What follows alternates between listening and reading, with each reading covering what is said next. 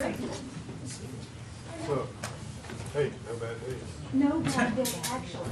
I almost wore the button today, and then I was like, I've been telling everybody. oh. In fact, like, right. Is the very best version, which is, and he's got it. This mantra is bad days. Got it tattooed on his wrist.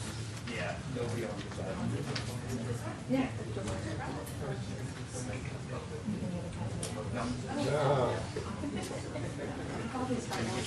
Like compete with the You freckles. just connect the dots. Exactly. If I could just do that. Exactly. Yes, sir. Did you really do it with crayon or do it? There's a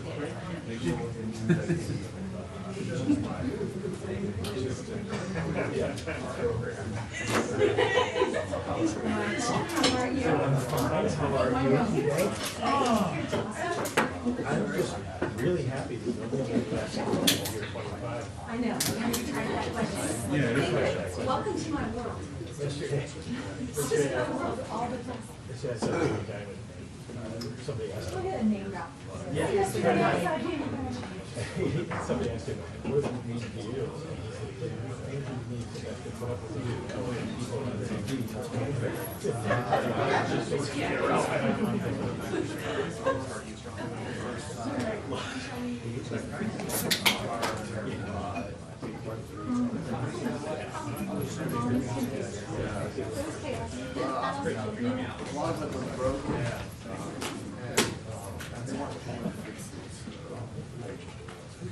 Hey everybody, this is not your 5-minute warning. I just wanted to do a little PSA. We have obviously a very full room today, so especially for photographers, if you can check where your gear is, make sure it's not on the floor where somebody might trip on it, step on it. If you need extra space for your stuff, we have an extra room across the hall. You're welcome to leave stuff over there during the press conference. We just really want to make sure that everybody has space to roam. Especially true for my two colleagues, Meg and John. Can you raise your hands? They are passing mics. Please do not get in their way. We want to make sure that we can get to as many questions as possible, and that means that they have to be able to move. Thank you all. And we'll be starting with DNA.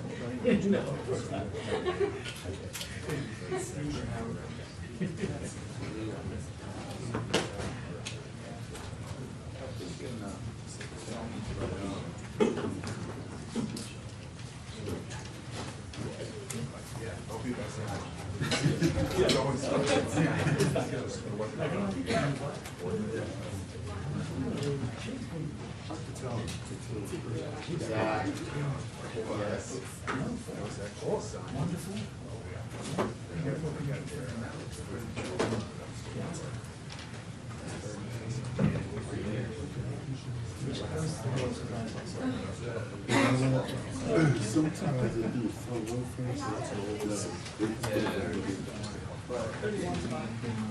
This is my place, so like later one.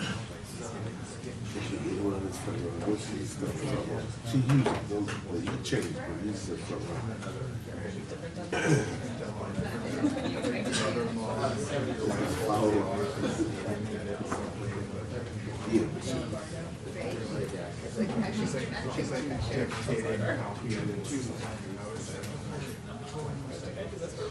For a living.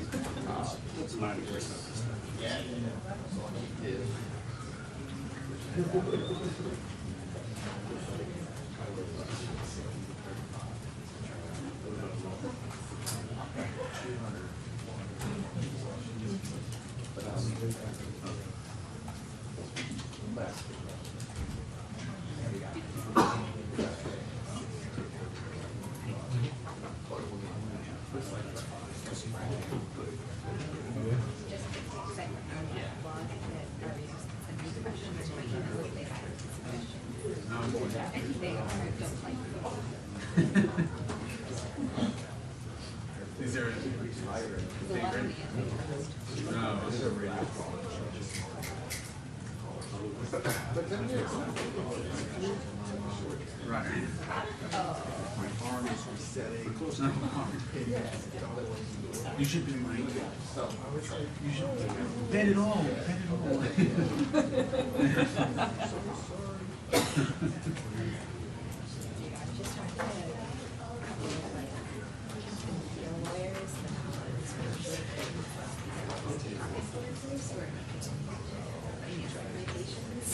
No, wow. And it has invited me a whole new terror of like, see that kind of like investment advice. A lot because it's probably not very clear. Oh, really? Yeah, yeah, you could definitely do she's on the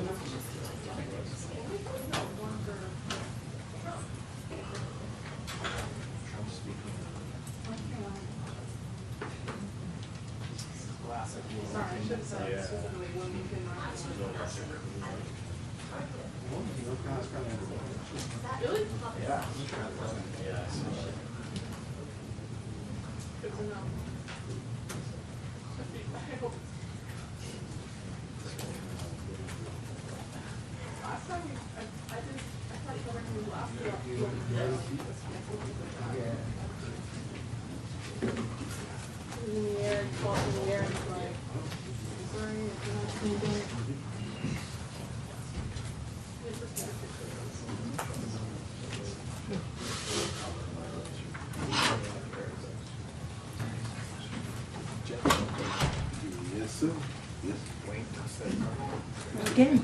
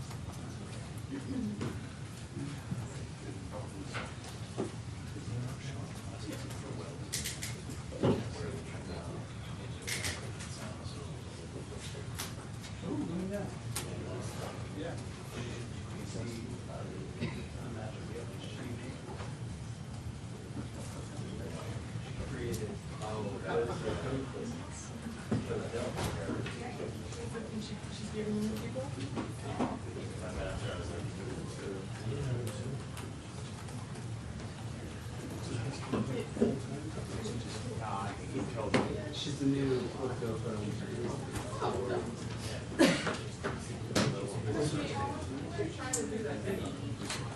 Yeah. I know.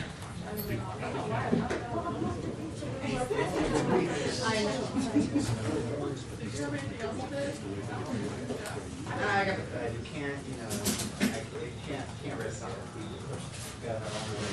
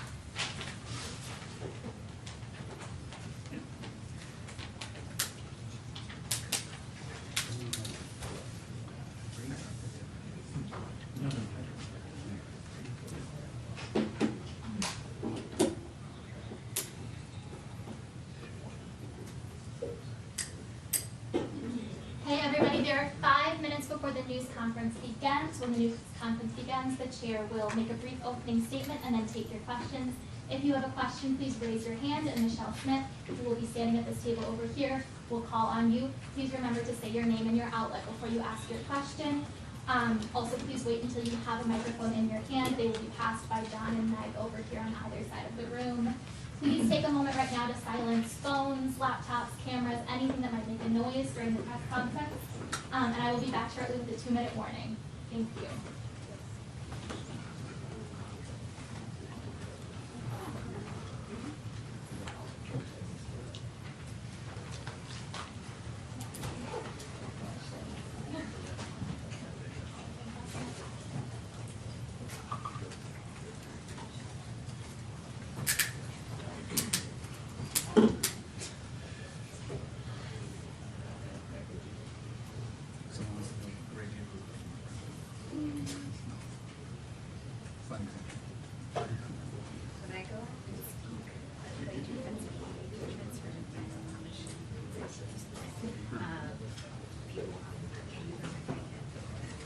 Really? I told you I don't. Yeah, no, one guy is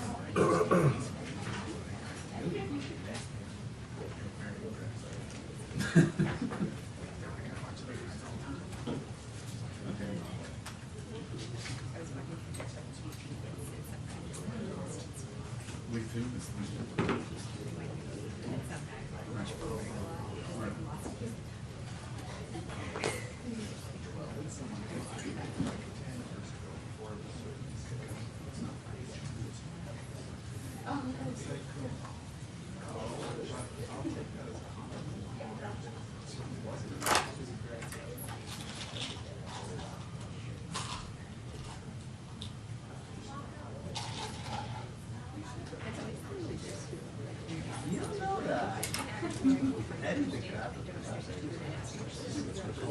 Oh, I know. I didn't really comment about that. Honest pacing, I'll use it.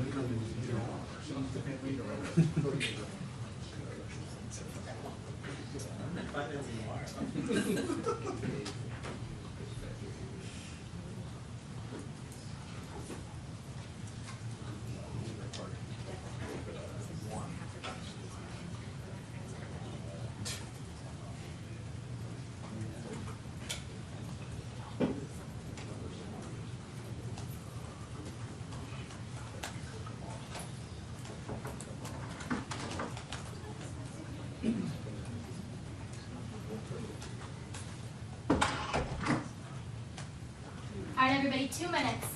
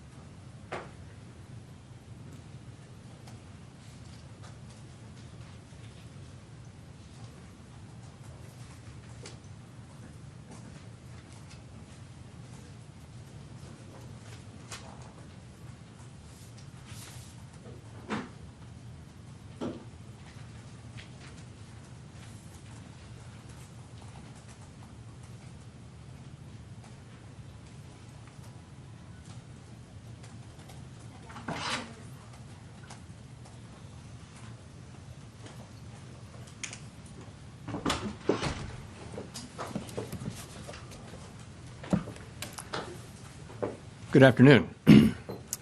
My colleagues and I remain squarely focused on achieving our dual mandate goals of maximum employment and stable prices for the benefit of the American people. Our economy is strong overall and has made significant progress toward our goals over the past 2 years. The labor market has cooled from its formerly overheated state. Inflation has eased substantially from a peak of 7% to an estimated 2.2% as of August. We're committed to maintaining our economy's strength by supporting maximum employment and returning inflation to our 2% goal. Today, the Federal Open Market Committee decided to reduce the degree of policy restraint by lowering our policy interest rate by a half percentage point. This decision reflects our growing confidence that with an appropriate recalibration of our policy stance, strength in the labor market can be maintained in a context of moderate growth and inflation moving sustainably down to 2%. We also decided to continue to reduce our securities holdings. I will have more to say about monetary policy after briefly reviewing economic developments. Recent indicators suggest that economic activity has continued to expand at a solid pace. GDP rose at an annual rate of 2.2% in the first half of the year, and available data point to a roughly similar pace of growth this quarter.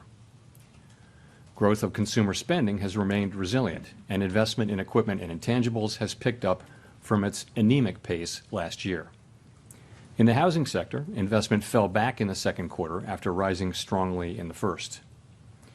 Improving supply conditions have supported resilient demand and the strong performance of the U.S. economy over the past year. In our summary of economic projections, committee participants generally expect GDP growth to remain solid, with a median projection of 2% over the next few years. In the labor market, conditions have continued to cool.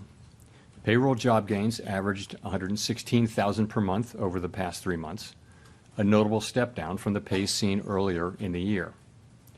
The unemployment rate has moved up but remains low at 4.2%.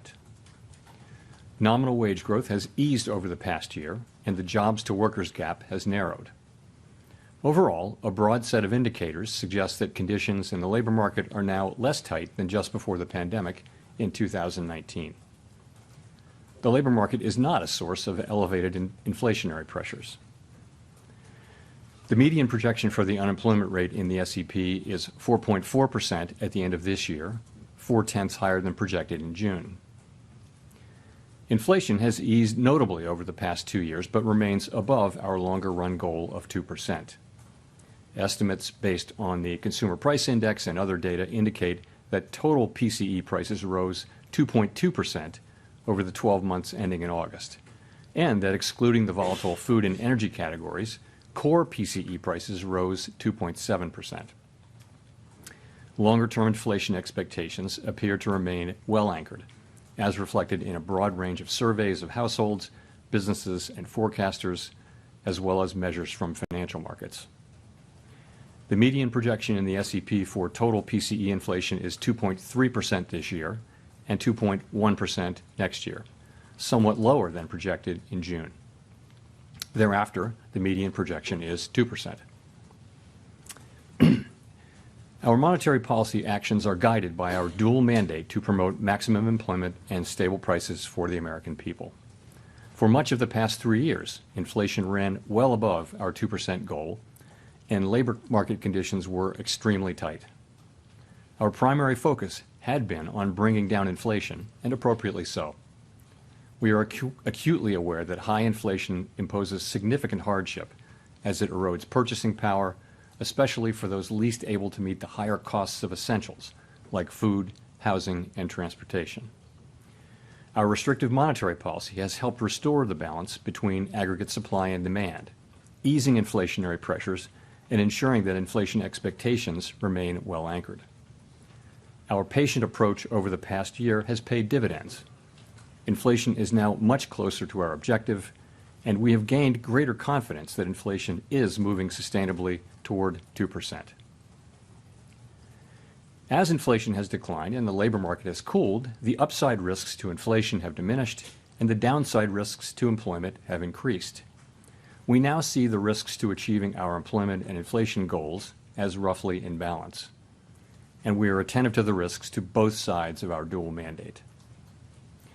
In light of the progress on inflation and the balance of risks, at today's meeting, the committee decided to lower the target range for the federal funds rate by a half percentage point to 4.75% to 5%.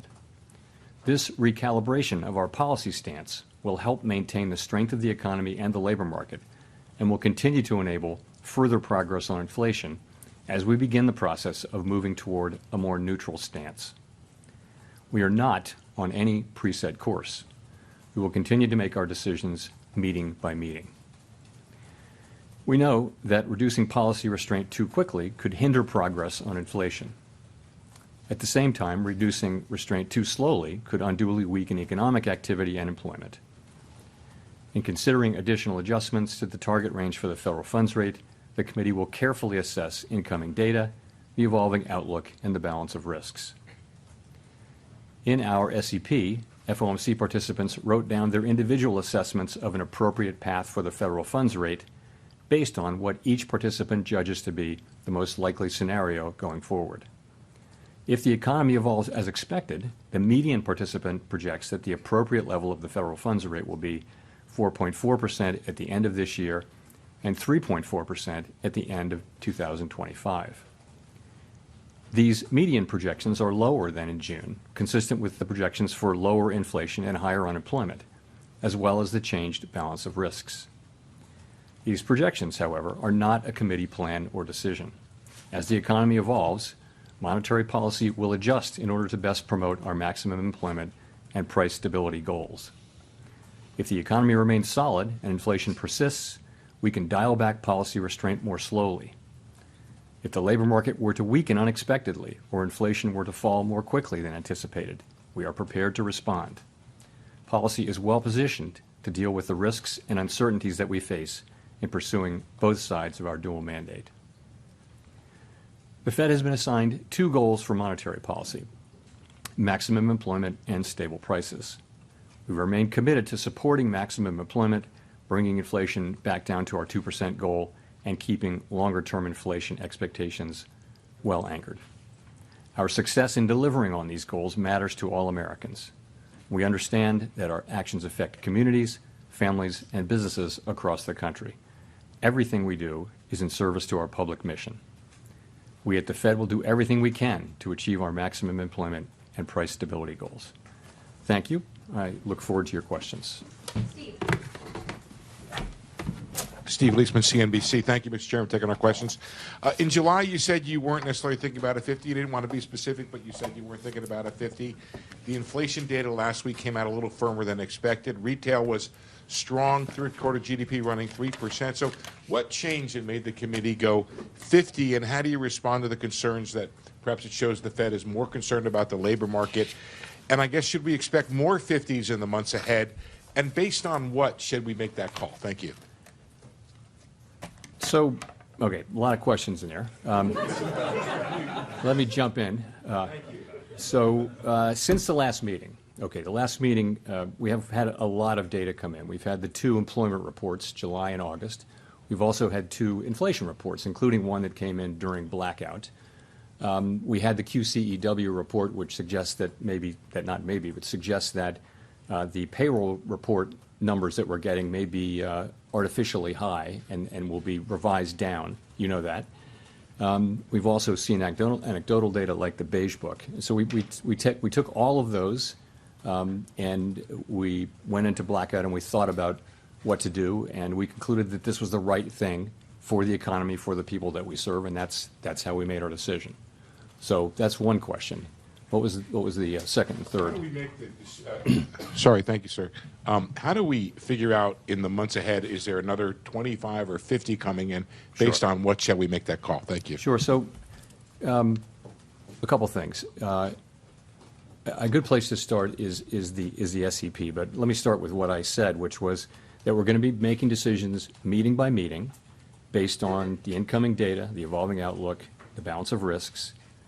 If you look at the SEP, you'll see that it's a process of recalibrating our policy stance away from where we had it a year ago when inflation was high and unemployment low to a place that's more appropriate given where we are now and where we expect to be. And that process will take place over time. There's nothing in the SEP that suggests the committee is in a rush to get this done. This process evolves over time. Of course, that's a projection. That's a baseline projection. We know, as I mentioned in my remarks, that the actual things that we do will depend on the way the economy evolves. We can go quicker if that's appropriate. We can go slower if that's appropriate. We can pause if that's appropriate. But that's what we were contemplating. I would point you to the SEP as just an assessment of where of what the committee is thinking today, what the individual members rather of the committee are thinking today, assuming that their particular forecasts are realized. Go to Chris. Hi, Chris Rugaber at Associated Press. Thank you. The projections show that the Fed officials expect the Fed funds rate to still be above their estimate of long-run neutral by the end of next year. So does that suggest you see rates as restrictive for that entire period? Does that threaten the weakening of the job market that you said you'd like to avoid? Or does it suggest that maybe people see the short-run neutral as a little bit higher than the long? Thank you. I think the way I would really characterize it is this. I think people write down their estimate, individuals do. I think every single person on the committee, if you ask them what's your level of certainty around that, they would say there's a wide range where that could fall. So I think we don't know. There are model-based approaches and empirically based approaches that estimate what the neutral rate will be at any given time. But realistically, we know it by its works. So that leaves us in a place where we expect, in the base case, to be continuing to remove restriction, and we'll be looking at the way the economy reacts to that, and that'll be guiding us in our thinking about the question that we're asking at every meeting, which is our policy stance the appropriate one? We know, if you go back, we know that the policy stance we adopted in July of 2023 came at a time when unemployment was 3.5% and inflation was 4.2%. Today, unemployment is up to 4.2%, and inflation's down to a few tenths above 2. So we know that it is time to recalibrate our policy to something that is more appropriate given the progress on inflation and on employment moving to a more sustainable level. So that the balance of risks are now even. And this is the beginning of that process. I mentioned the direction of which is toward a sense of neutral. And we'll move as fast or as slow as we think is appropriate in real time. But what you have is our individual accumulation of individual estimates of what that will be in the base case.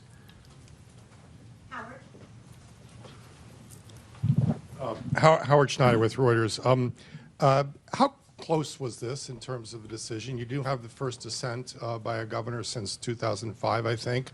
Was the weight clearly in favor of a 50, or was this a very close decision? I think we had a good discussion. If you go back, I talked about this at Jackson Hole, but I didn't address the question of the size of the cut, left it open, and I think we left it open going into blackout. And so there was a lot of discussion back and forth, good diversity of division, excellent discussion today. I think there was also broad support for the decision that the committee voted on. So I would add, though, look at the SEP. All 19 of the participants wrote down multiple cuts this year, all 19. That's a big change from June, right? 7 of them wrote down 3 or more, 17 of the 19 wrote down 3 or more cuts, and 10 of the 19 wrote down 4 or more cuts. So, there is a dissent, and there's a range of views, but there's actually a lot of common ground as well. Follow up to that, now that this is in the books, can you give us some guidance as sort of follow up to Steve on the pacing here? Would you expect this to be running every other meeting once we get into next year? For example? We're going to take it meeting by meeting. As I mentioned, there's no sense that the committee feels it's in a rush to do this. We made a good, strong start to this, and that's really, frankly, a sign of our confidence that inflation is coming down toward 2% on a sustainable basis. That gives us the ability. We can, make a good, strong start, but and I'm very pleased that we did. To me, the logic of this, both from an economic standpoint and also from a risk management standpoint, was clear. But I think we're going to go carefully, meeting by meeting, and make our decisions as we go. Gina.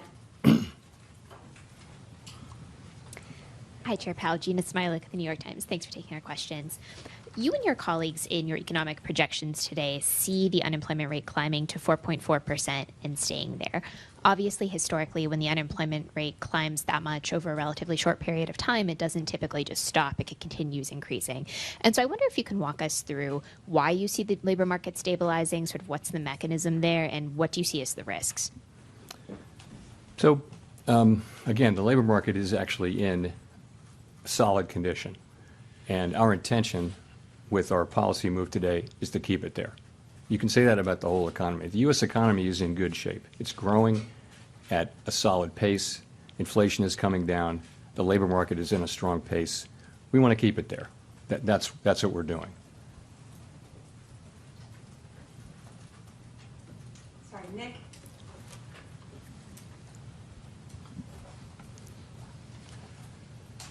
Nick Timmeros of the Wall Street Journal. Chair Powell, does today's action constitute a catch-up in action given recent substantial revisions to the employment data?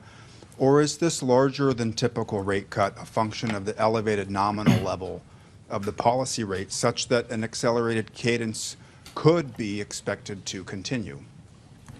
Okay.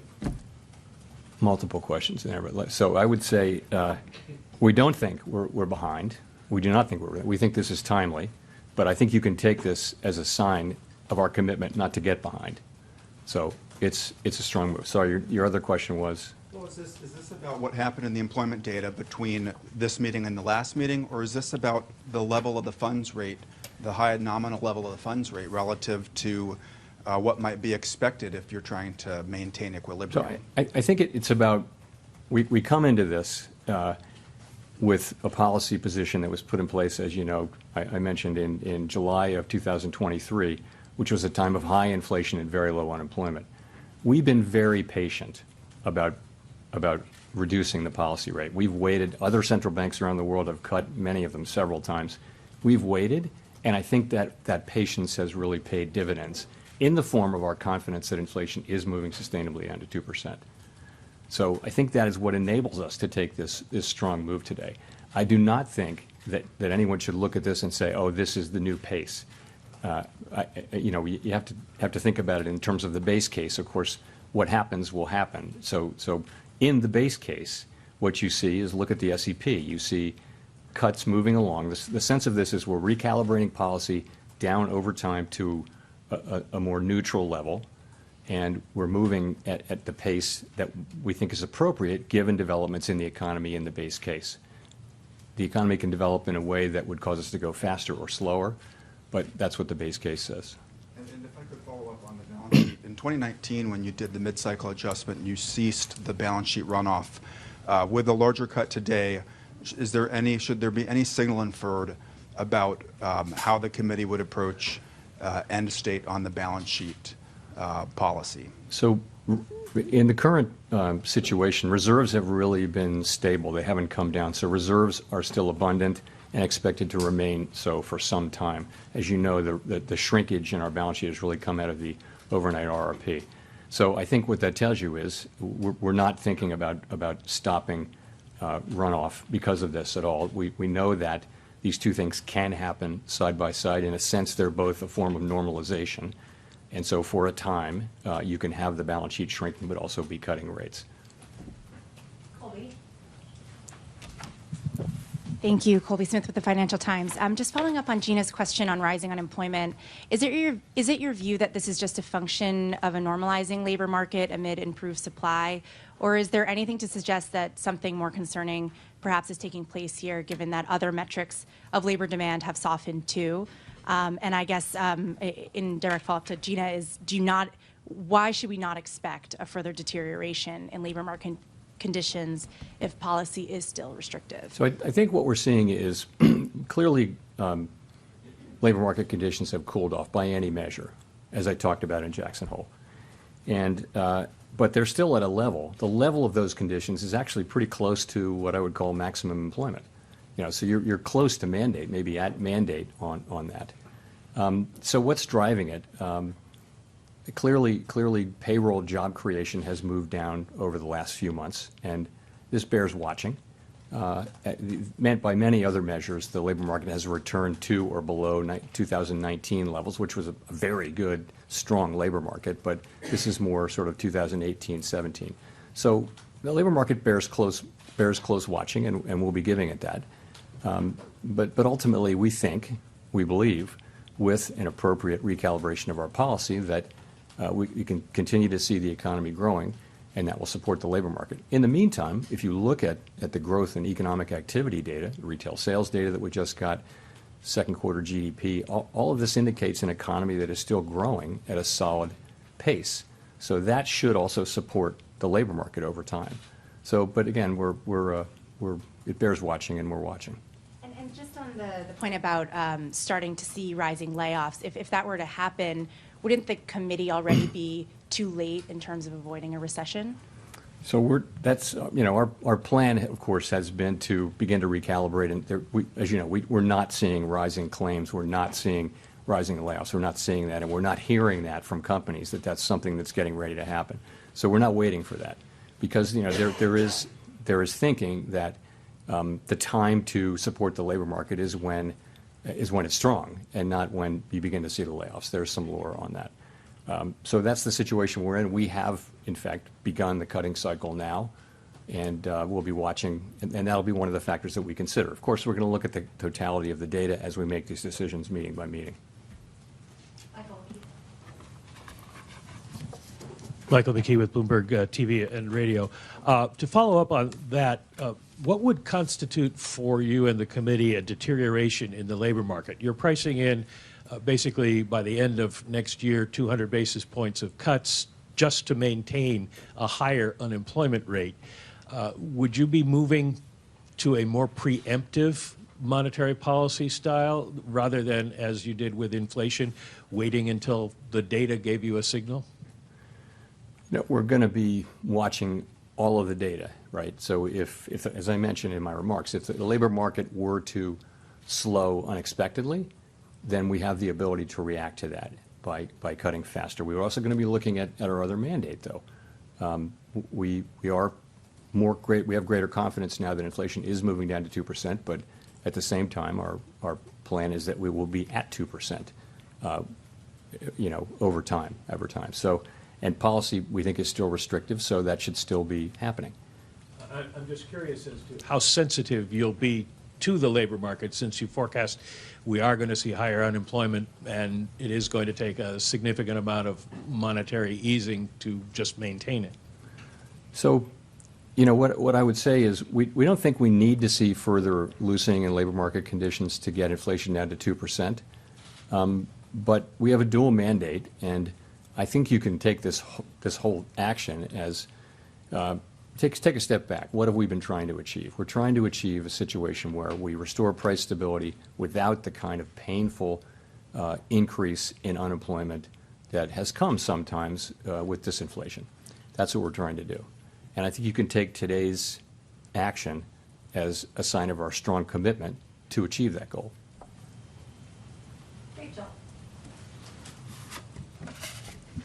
Hi, Chair Powell. Rachel Siegel from the Washington Post. Thanks for taking our questions. You're describing this view that you don't think you're behind when it comes to the job market. Can you walk us through the specific data points that you found to be most helpful in the discussions at this meeting? You've mentioned a couple, but would you be able to walk us through what that dashboard told you as far as what you know about the job market now? Sure. So we'll start with unemployment, which is the single most important one probably. You're at 4.2%. That's, I know that's higher than we were used to seeing numbers in the mid and even below mid threes last year. But if you look back over the sweep of the years, that's a very healthy unemployment rate. And anything in the low fours is a good labor market. So that's one thing. Participation is at high levels. It's, we're right adjusted for demographics, for aging.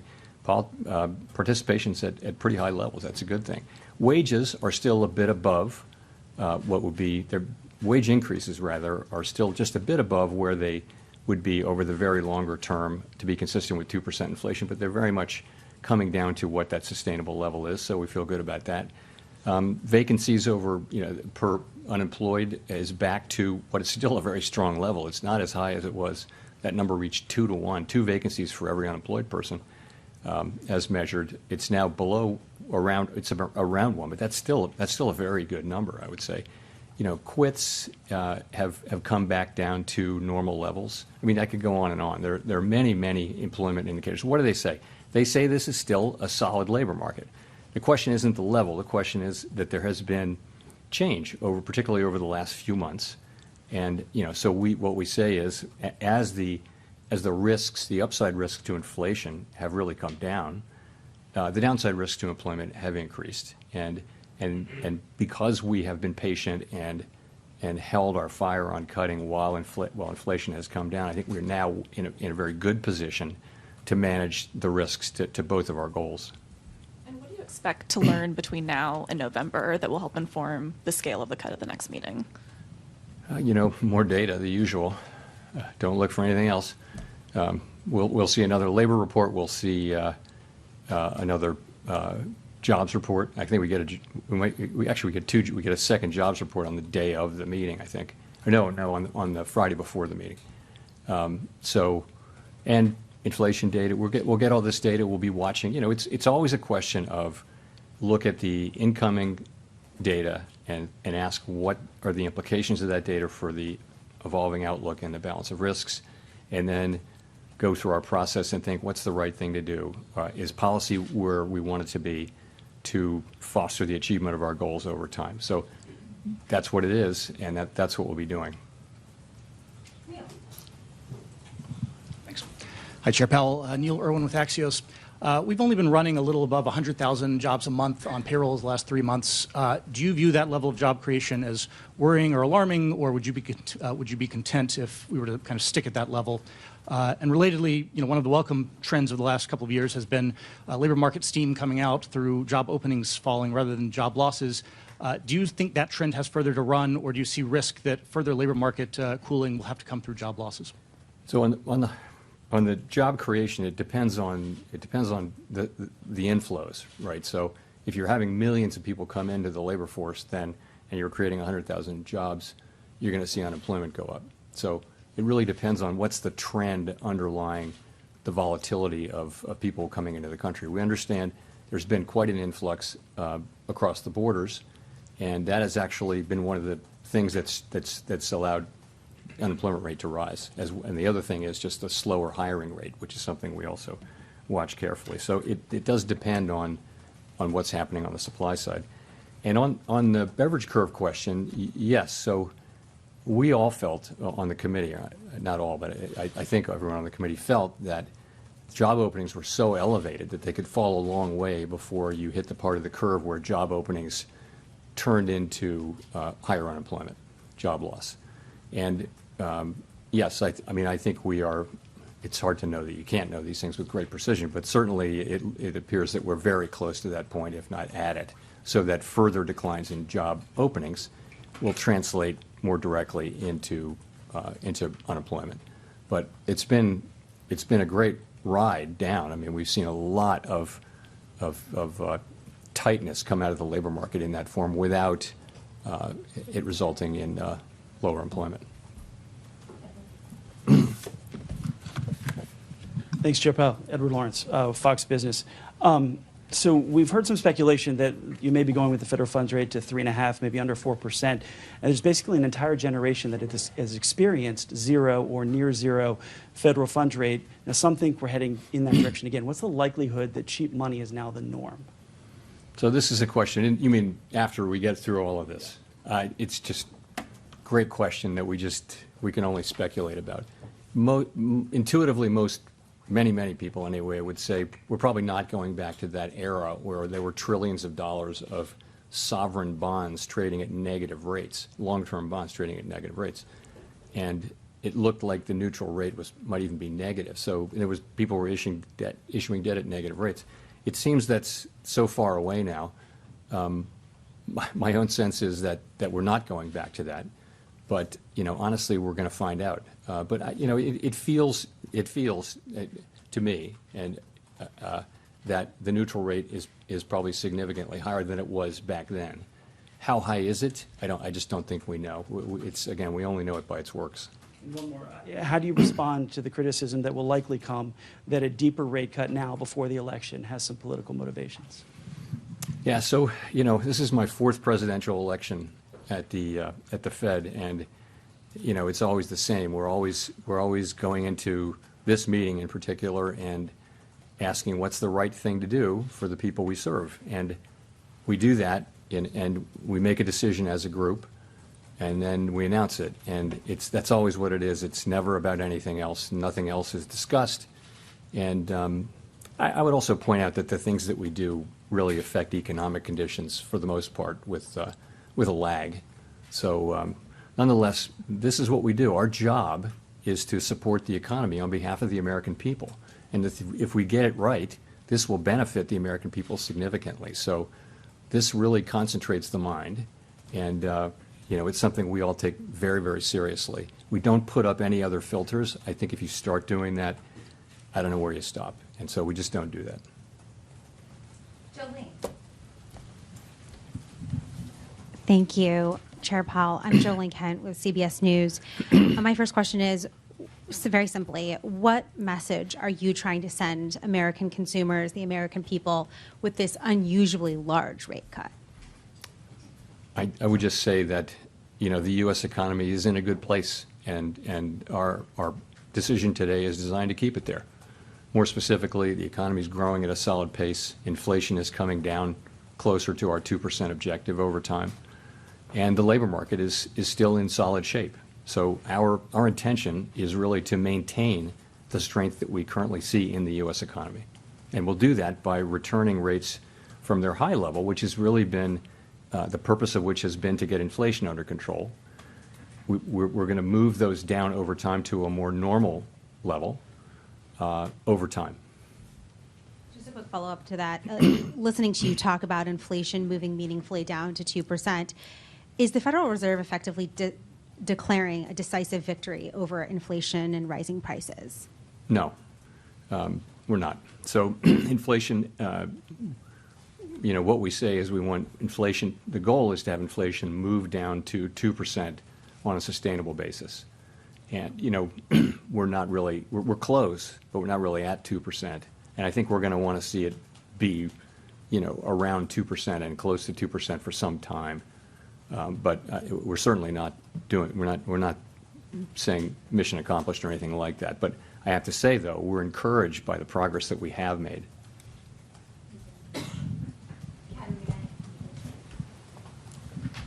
Hi, Katerina Saraiva with Bloomberg News. I just would love to know kind of how the committee is thinking about the persistence we've seen in housing inflation. Do you think you can return to 2% with housing inflation where it is? Yeah. So housing inflation is the one piece that is kind of dragging a bit, if I can say. We know that market rents are doing what we would want them to do, which is to be moving up at relatively low levels. But they're not rolling over. The leases that are rolling over are not coming down as much, and OER is coming in high. So, it's been slower than we expected. I think we now understand that it's going to take some time for those lower market rents to get into this. But, the direction of travel is clear, and as long as market rents remain, relatively low inflation, over time that will show up. Just the time it's taking now, several years rather than just 1 or 2 cycles of annual lease renewals. So I think we understand that now, but I don't think the outcome is in doubt. Again, as long as market rents remain under control, the outcome is not in doubt. So I would say it's the rest of the portfolio, or of the elements that go into core PCE inflation have behaved pretty well. They all have some volatility. We will get down to 2% inflation, I believe, and I believe that ultimately we'll get what we need to get out of the housing services piece too. Some of your colleagues have expressed concern that with starting to cut rates, you could reignite demand in housing and see prices go up even more. What's the likelihood of that, and how would you react to that? The housing market, it's hard to game that out. The housing market is in part frozen because of lock-in with low rates. People don't want to sell their home, so because they have a very low mortgage, it'd be quite expensive to refinance. As rates come down, people will start to move more, and that's probably beginning to happen already. But remember, when that happens, you've got a seller, but you've also got a new buyer in many cases. So it's not, obvious how much additional demand that would make. I mean, the real issue with housing is that we have had and are on track to continue to have not enough housing. And so it's going to be challenging. It's hard to to zone lots that are in places where people want to live. It's all of the aspects of housing are more and more difficult. And, where are we going to get the supply? And this is not something that the Fed can really fix. But I think as we normalize rates, you'll see the housing market normalize. And I mean, ultimately, by getting inflation broadly down and getting those rates normalized and getting the housing cycle normalized, that's the best thing we can do for householders. And then the supply question will have to be dealt with by the market and also by government. Victoria. Hi, Victoria Guido with Politico. Just following up on some of the labor market talk earlier, monetary policy operates with long and variable lags, and I'm wondering how much you see being able to keep the unemployment rate from raising too much comes from the fact that you're starting to act now, and that's going to give people more room to run versus just the labor market is strong. And then also, if I could, following up on Nick's question, do you see today's 50 basis point move as partially a response to the fact that you didn't cut in July, and that sort of gets you to the same place? So you're right about lags, but I would just point to the overall economy. You have an economy that is growing at a solid pace. If you look at forecasters or talk to companies, they'll say that they think 2025 should be a good year too. So there's no sense that the U.S. economy is basically fine. If you talk to market participants, business people who are actually out there doing business. So I think our move is timely. I do, and as I said, you can see our 50 basis point move as a commitment to make sure that we don't fall behind. So you're really asking about your second question. You're asking about July, and I guess if you ask, if we'd gotten the July report before the meeting, would we have cut? We might well have. We didn't make that decision, but we might well have. I think that's not, that doesn't really answer the question that we ask ourselves, which is let's look, at this meeting, we're looking back to the July employment report, the August employment report, the two CPI reports, one of which came, of course, during blackout, and all of the other things that I mentioned. We're looking at all of those things, and we're asking ourselves, what's the policy stance we need to move to? It's clear that we clearly, literally, everyone on the committee agreed that it's time to move. It's just how fast do you go, and what do you think about the path forward? So this decision we made today had broad support on the committee, and I've discussed the path ahead.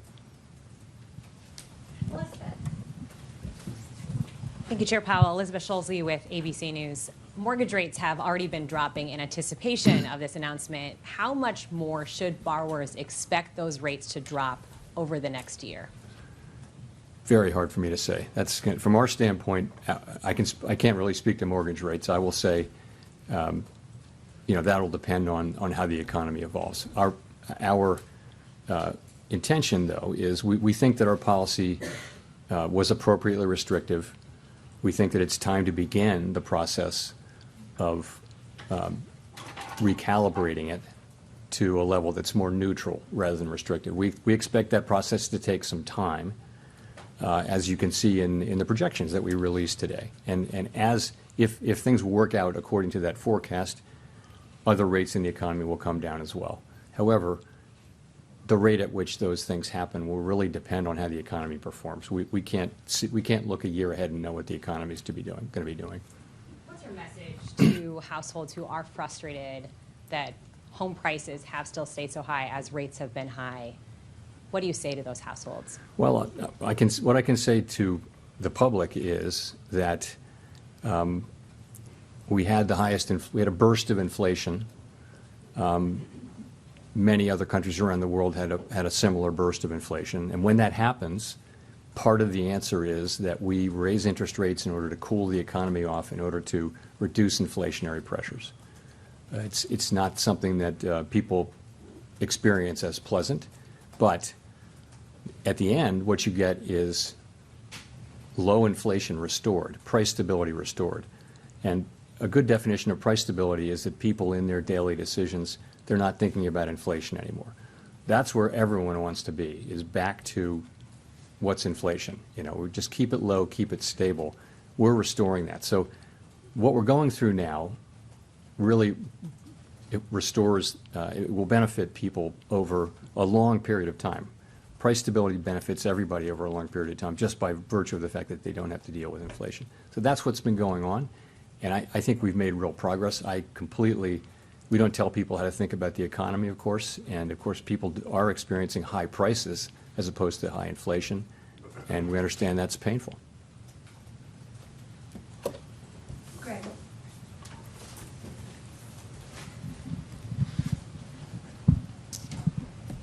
Hi, Chair Powell. Greg Robb from MarketWatch.com. I was wondering if you could go through, you said just at the beginning that coming into the blackout, there was like an open thought of 25 or 50. You know, the Fed could move either 25 or 50. I would sort of argue that when we had those two last speeches by Governor Waller and New York Fed President John Williams, that they were sort of saying that maybe a gradual approach was going to win the day. I mean, I sort of want to ask a 7-part question about this, but I mean, could you talk, would you have cut rates by 50 basis points if the market had been pricing in like low odds of a 50-point move like they were last Wednesday? You know, after the CPI number came out, it was a really small probability of a 50-point cut. Does that play in your consideration at all? Just talk a little bit about that. Thank you. We're always going to try to do what we think is the right thing for the economy at that time. That's what we'll do. And that's what we did today.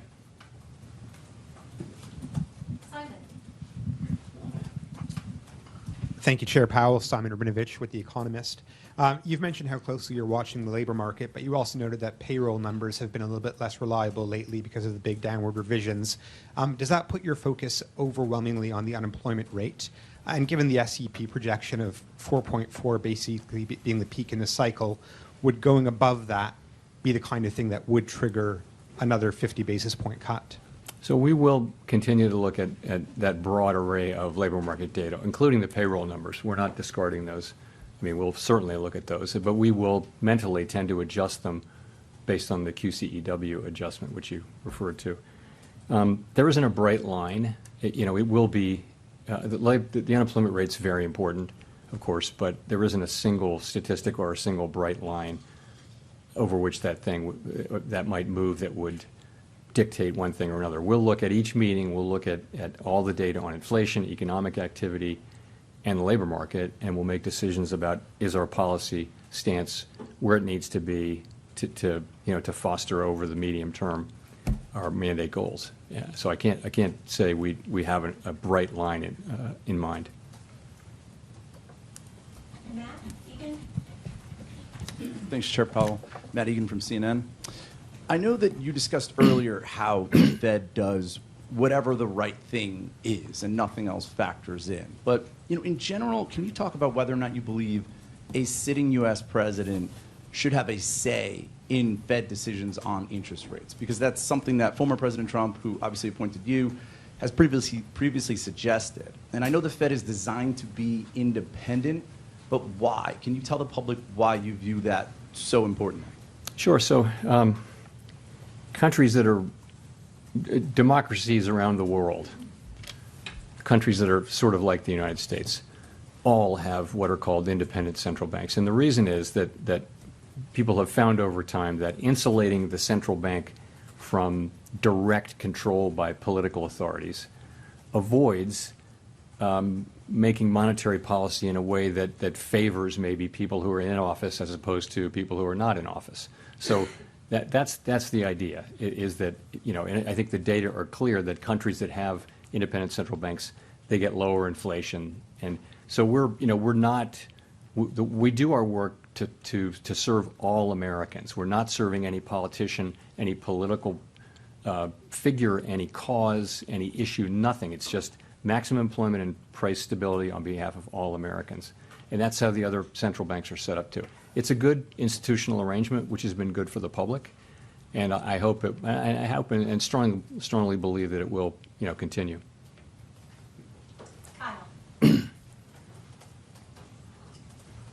Kyle Campbell for American Banker. Thanks for taking the questions, Chair Powell. A couple regulatory developments in the past week that I want to ask you about. First, last week, Vice Chair for Supervision, Michael Barr, outlined his views for the changes to the Basel III Endgame. I'm wondering if you are in alignment with him on what those changes should be, if those have support on the board in a broad way that you're looking for, and if you think the other agencies are also fully on board with that approach. And then yesterday, other banking regulators. You know what? Hold the second question. Okay, sure. Let me